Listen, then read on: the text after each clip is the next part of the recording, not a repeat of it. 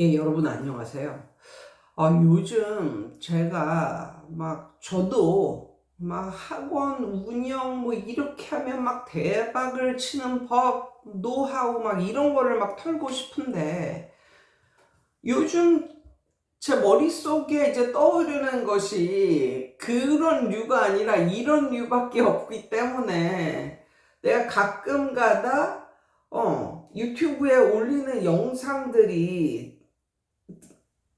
영상들을 보고 좀 불만족하게 생각하시는 분들도 있을 것 같아요.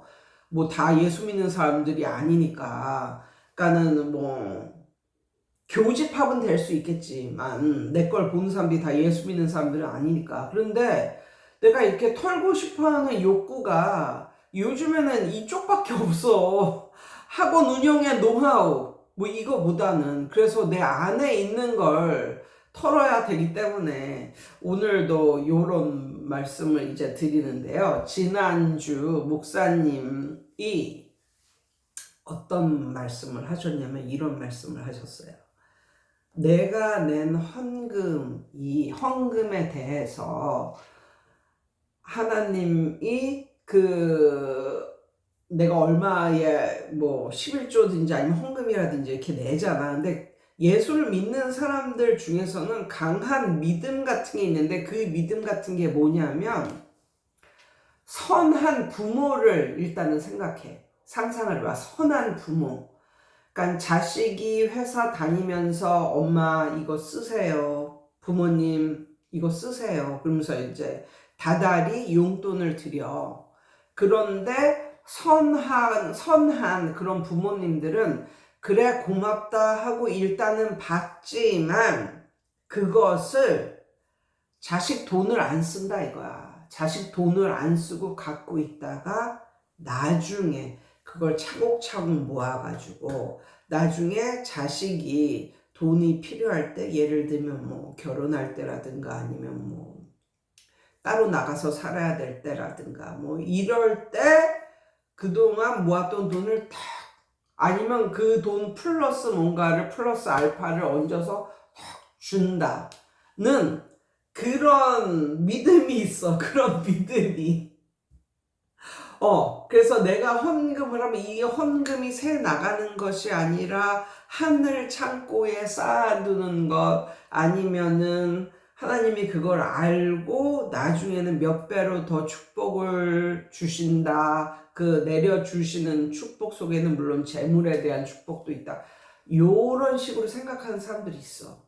그런데 나도 그런 식으로 이제 생각을 해왔거든. 근데 나는 그런 식으로 생각을 안 할래 안 할 수가 없는 게 나 여태까지 삶이 그랬던 거거든. 여태까지 삶이 뭐랄까, 예전에 제가 제 유튜브에서도 말씀을 드렸는데 예전에 적립식 펀드가 유행하던 시절이 있었어.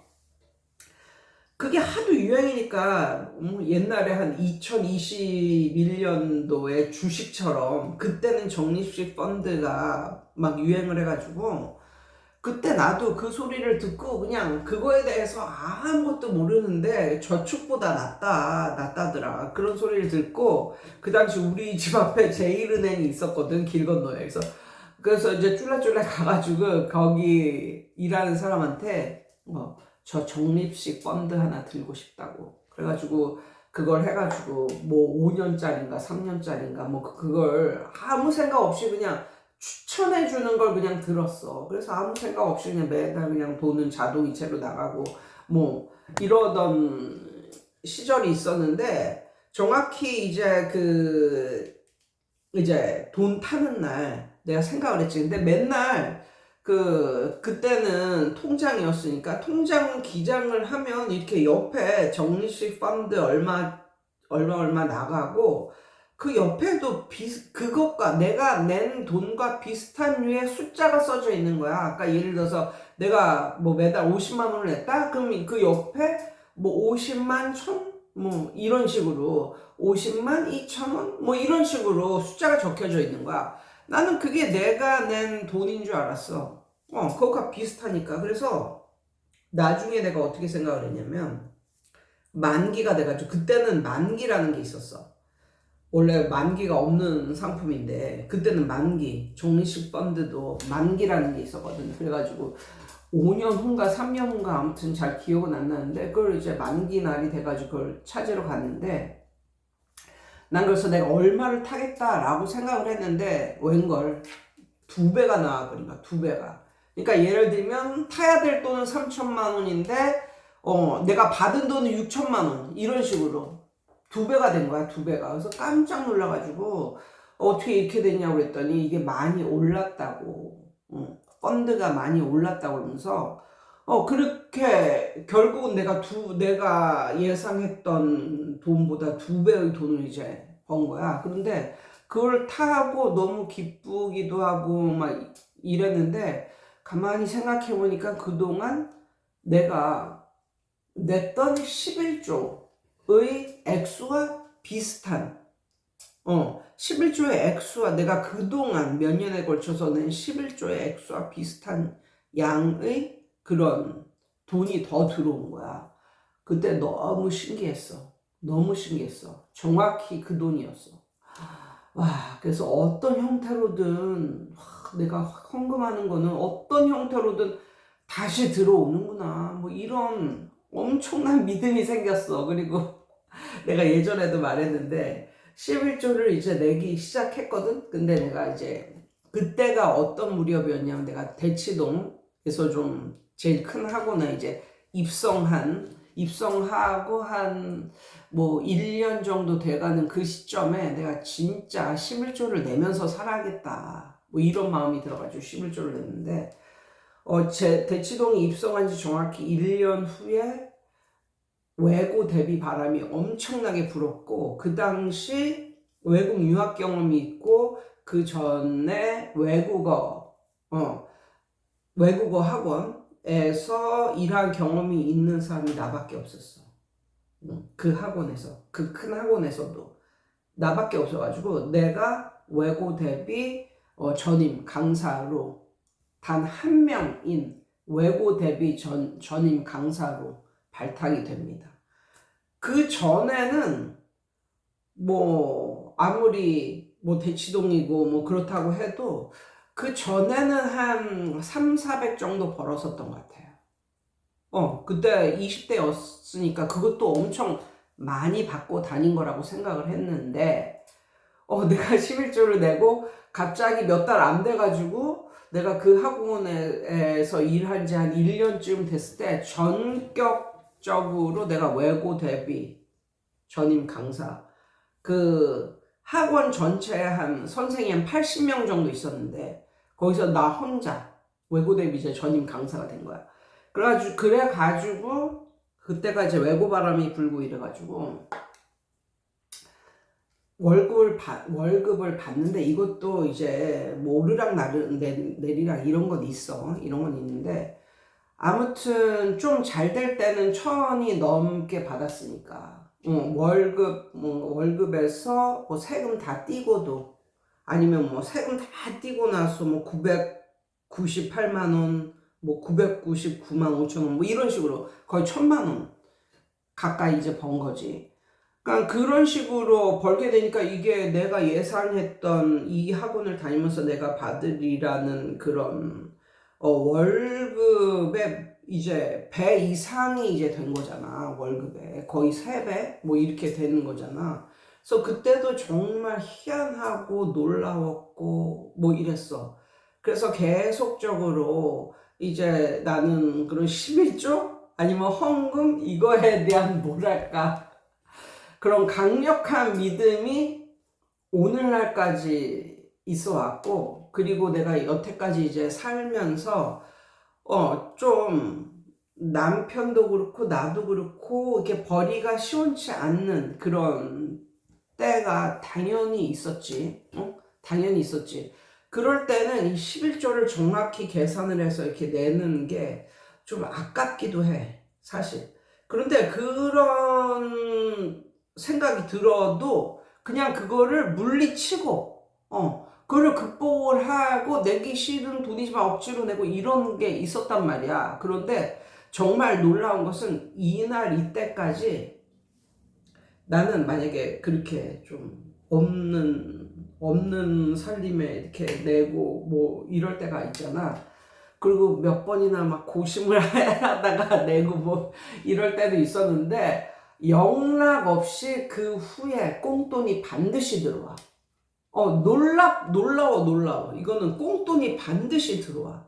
그리고 심지어 잘 줄 것 같지 않은 그런 류의 주위 사람들에게 그런 꽁돈이 들어와.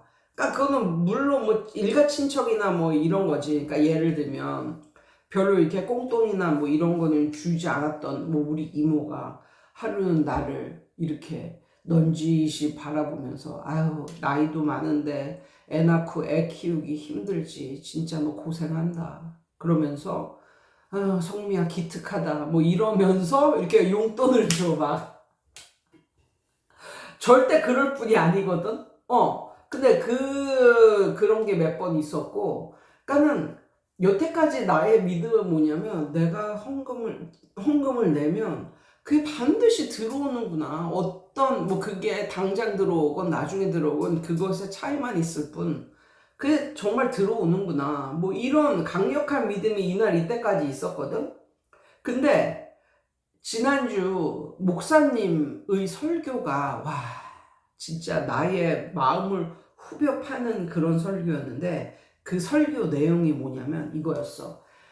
그러니까 이런 류의 체험과 믿음을 가진 크리스천들이 굉장히 많단 말이야. 굉장히 많은데 지난주에 목사님이 그러는 거야. 당신은 당신이 낸 헌금을 하나님이 돌려주지 않는다고 해도 여전히 헌금을 낼 수가 있습니까? 뭐 이게 주제였어. 이게.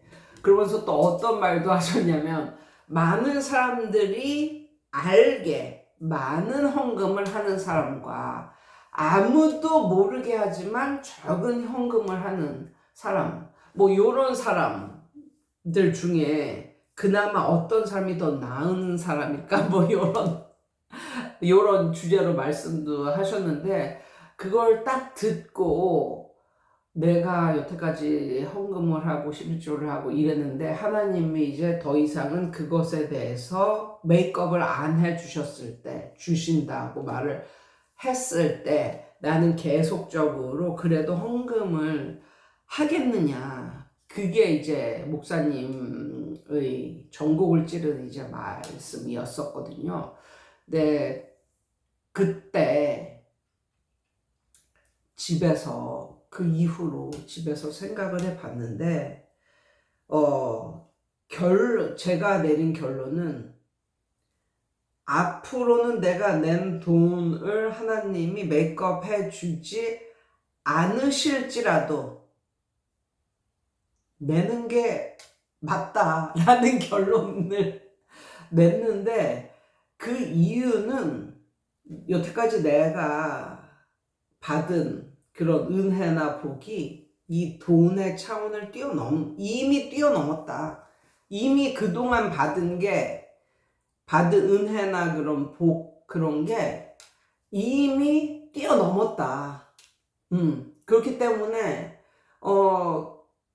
앞으로 계속적으로 한다 해도 이거는 믿지는 장사는 아니다. 이건 결코 나에게 믿지는 장사는 아니었다. 뭐 이런 느낌.